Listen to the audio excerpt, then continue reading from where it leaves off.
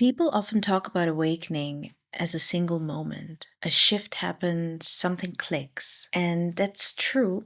There is a moment when perception changes. But the reason awakening is described this way is usually because people are looking back from the other side. And from there, it's easier to point to that one moment, to discern that one moment where everything shifted. In my own experience, what's talked about far less is the phase that comes after that moment, the liminal phase of awakening.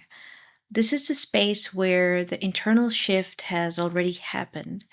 Your perception has changed, but you haven't yet grown into or become your transformed self fully. The old identity has dissolved, but the new one hasn't formed. This space can feel heavy. There's often grief in it. There's a lot of waiting and there's emptiness. Some people don't talk about this phase. Maybe they forget it. And for some, once they're past it, maybe it no longer feels like grief in retrospect. But while you're in it, you realize something very real. You're mourning. You're mourning parts of yourself, parts of your identity, the rules you live by, the roles you played, the attachments you had to who you thought you needed to be. And as these roles collapse, grief surfaces. But the paradox is that inside this grief, there's also relief because many of the responsibilities you were carrying weren't truly yours to begin with. They were inherited, they were conditioned, performed. And as they fall away,